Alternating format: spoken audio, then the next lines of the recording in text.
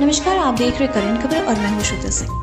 आपको बता दें कि कांग्रेस पार्टी ने कांग्रेस के कार्यालय में एक प्रेस कॉन्फ्रेंस कर अग्निपथ योजना को धोखाधड़ी योजना बताया। जी हां, आपको बता दें कांग्रेस के प्रवक्ता अंशुल अभिजीत ने कहा अग्निपथ योजना एक धोखाधड़ी योजना है।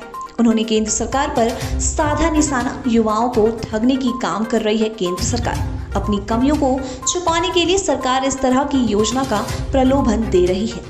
हर क्षेत्र में युवा विरोध प्रदर्शन कर रहे हैं। कांग्रेस के प्रवक्ता ने कहा केंद्र की सरकार इस योजना को बिना किसी विलंब के जल्द से जल्द वापस ले ले। ऐसा नहीं करने से कांग्रेस पार्टी के कार्यकर्ता जमकर करेंगे विरोध।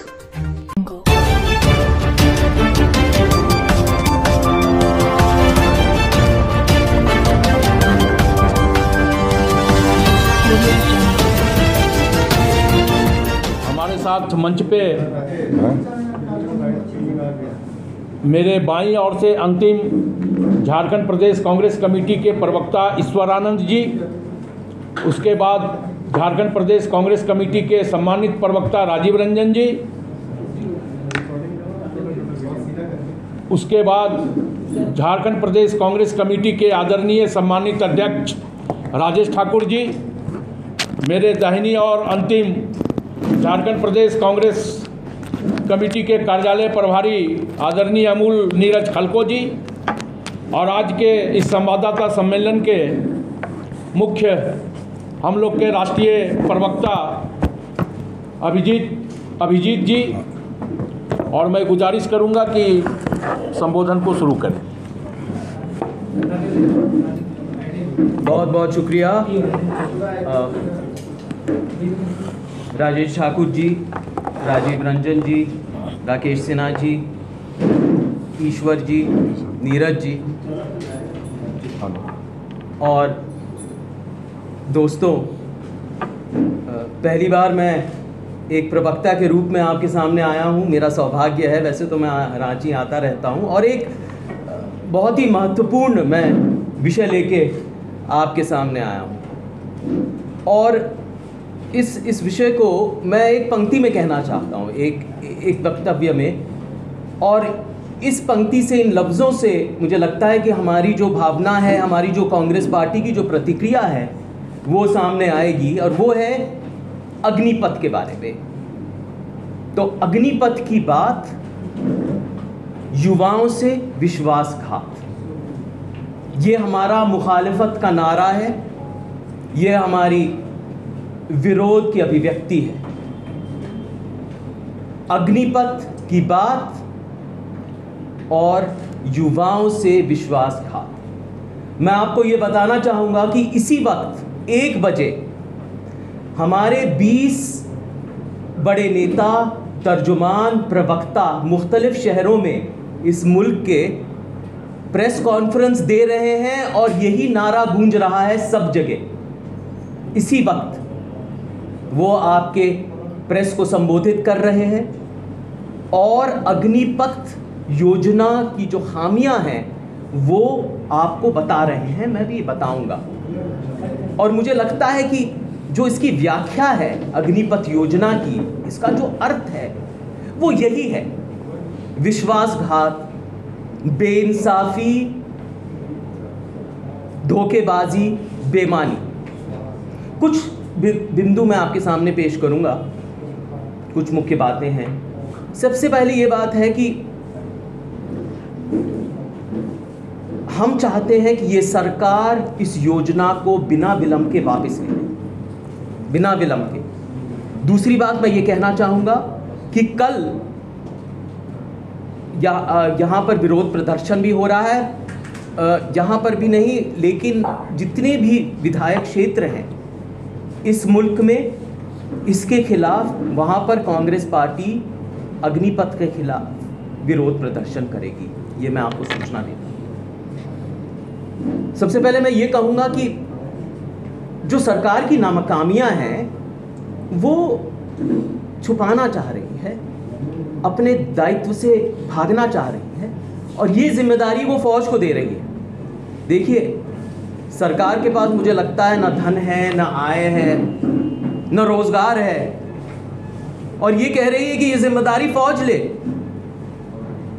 भाई उनके पास नीति होनी चाहिए, उनके पास वो समझबूझ होनी चाहिए, उनके पास वो विवेक होना चाहिए कि आय बढ़ाएं, रोजगार दें। लेकिन नहीं, फौज को ये जिम्मेदारी है और इस तरह फौज का राजनीतिकरण भी हो रहा है, क्योंकि ये सियासी फैसला है, इसमें कोई संदेह नहीं होना चाहिए। ये फौज को सशक्त बनाने के लिए नहीं है, शक्तिशाली बनाने के लिए नहीं है। और मैं बताता हूं वो कैसे है। देखिए, यहाँ पर जो हमारे जो नौजवान हैं, इनको जो कॉन्ट्रैक्ट बेसिस पे लिया जा रहा है, जो इस मुल्क के लिए शहादत के लिए तैयार हैं, कुर्बानी देने के लिए तैयार हैं, सरफरोशी के लिए तैयार हैं, उनके लिए न कोई वेलफेयर बेनिफिट है, न कोई स्वास्थ्य सुविधाएं हैं, न पेंशन है, न ग्रेच्युटी है। तो भाई आप देश के लिए जान न्यौछावर करने के लिए तैयार हैं, लेकिन आपके लिए कोई बेनिफिट नहीं। देखिए ये कैसी बात है। मैं ये कहना चाहता हूं कि एक तरह से इस फौज को ऐसा लगता है कि एक डिपार्टमेंट हो गया है यहां पर, मिनिस्ट्री ऑफ स्किल डेवलपमेंट का। बार बार लोग कह रहे हैं यहां पर कि स्किल डेवलपमेंट होना चाहिए, प्रशिक्षण होना चाहिए, ट्रेनिंग होनी चाहिए, ताकि बाद में नौकरी के बाजार में उनको नौकरी रोजगार मिल जाए। अरे ये क्या बात हुई भाई?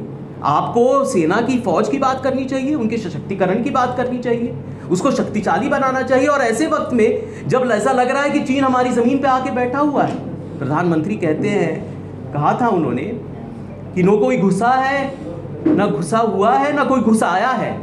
लेकिन अगर ऐसी बात नहीं है तो ये मुझे बताइए कि 15 राउंड कोर कमांडर टॉप की किस बात पे हुए हैं?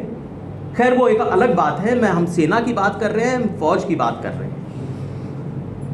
तो हम पूछना चाहेंगे कि ये स्किल डेवलपमेंट कहाँ से आ गया? बार बार इसकी चर्चा हो रही है और फौज की तो चर्चा ही नहीं हो रही। बेरोजगारी एक मुख्य मुद्दा है, ये नहीं भूलना चाहिए। और बेरोजगारी जो ये मुद्दा है, यहाँ पर बेरोजगारी जो व्यापक है, इसकी जिम्मेदार ये सरकार है। सरकार अपने दायित्व से भाग रही है। मैं आपको कुछ आंकड़े बताता हूँ, ज़्यादा आंकड़े नहीं बताऊँगा, कुछ तो बताने की ज़रूरत है। सबसे पहले तो ये कहूँगा कि भाई सरकार में इतनी सारी नौकरियाँ हैं जो हैं वो खाली हैं। आप अच्छी तरह जानते हैं कि 62 लाख रियासतों में और मरकजी सरकार में 62 लाख पद अभी भी खाली हैं। और जो केंद्र सरकार है उसमें करीब 26 लाख पद खाली हैं। वो तो भरे। प्रधानमंत्री जी बार बार ये कह रहे हैं, अभी भी उन्होंने ऐलान किया था, वादा किया था। प्रधानमंत्री जी के वादे के बारे में तो हम अच्छी तरह जानते हैं कि वो 18 महीने में 10 लाख नौकरी देंगे। कहाँ से देंगे?